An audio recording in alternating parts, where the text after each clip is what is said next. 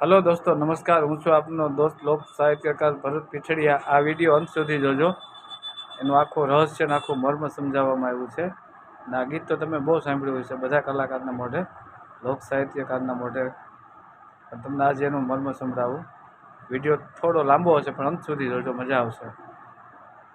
કે આભમાં ઝીણી જાબુ કેવી જડી અનજીણા ઝરમર વારસે મેઘ ગુલાબી કેમ કરી જાશો વેરણ ચાકરી આભમાં ઝીણી જબુ કેવી જડી અને ઝીણા ઝરમર વારસે મેઘ ગુલાબી નહીં રે જાવા દવ વેરણ ચાકરી તમને વાલી દરબારું કેરીનો કરી અમને વાલો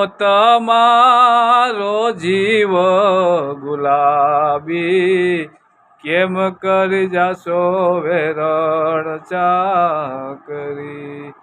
જો મિત્રો, અહીંયા શબ્દ ગુલાબી વાપરો છે. કાળો ન કીધો, પીળો ન કીધો, ધોળો ન કીધો, ગુલાબી. ગુલાબી શું કામ એને કીધો? આ કોઈનું મર્મ છે. કેમ કહેવાય કે રાજપૂતનો દીકરો એની 1 મહિનાની રજા લઈ અને નોકરીએથી આવ્યો અને એના લગ્ન લેવાના, ઘડિયા લગ્ન લીધા ને એમ કહેવાય કે લગ્ન થઈ ગયા અને હજી 8-10 દિવસની વાર હતી અને સરકારી કેણ આવ્યું કે સામેવાળા રાજ્યમાંથી યુદ્ધની ચડાઈ થઈને માટે બધાને હાજર થવાનું છે. ત્યારે એ એમ કહેવાય કે પતરાનો ટક લઈ પોતાની બંદૂક ખમીનમી કરી અને જોવાન તૈયાર થયો. ત્યારે એ બાએ કીધું, ક્યાં જવું છે? એ કે સરકારી કેડ આવ્યું છે અને મારે જવું પડશે. પણ હજી કે આપણી લગ્ન થયા ને 1 જ દિવસ છે, પૈણાની પહેલી રાત છે, પણ એ કે જવું પડે, મારી નોકરી છે. પેલા માણસો એક જીભાન ઉપર કામ થતું, જીભાનને સવાલ કિંમત હતી. અટાણાથી મેલું કાંઈ નથી.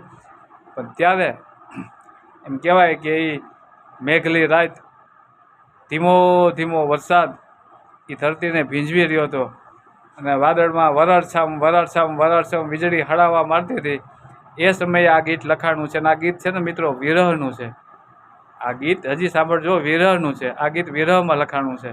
ત્યારે એમ કહેવાય કે ઘોડાની લગામ પકડીને બાય આ ગીત બોલે છે કે આભમાં ઝીણી જબુ કે વીજળી અને ઝીણા ઝરમર વાર હે મેઘ ગુલાબી નહીં રે જાવા દવ વેરણ ચાકરી ભીંજાય હાથીને ભીંજાય ઘોડલા એ ભીંજાય હાથીનો બેસતલ શુભો ગુલાબી કેમ કરી જાશો વેરણ ચાકરી.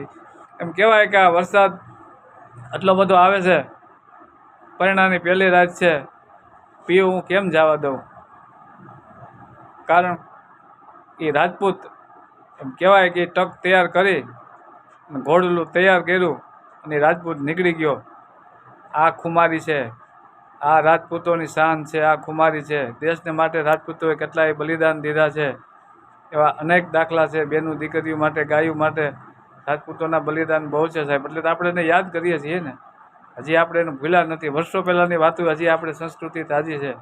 એમ કહેવાય કે આ ગઢવી બારોટું આ લોક સાહિત્યકારના મુખેથી હજી આ બધી વસ્તુને જીવંત રાખી છે. આપણી સંસ્કૃતિને જીવંત રાખી છે આ લોકોએ.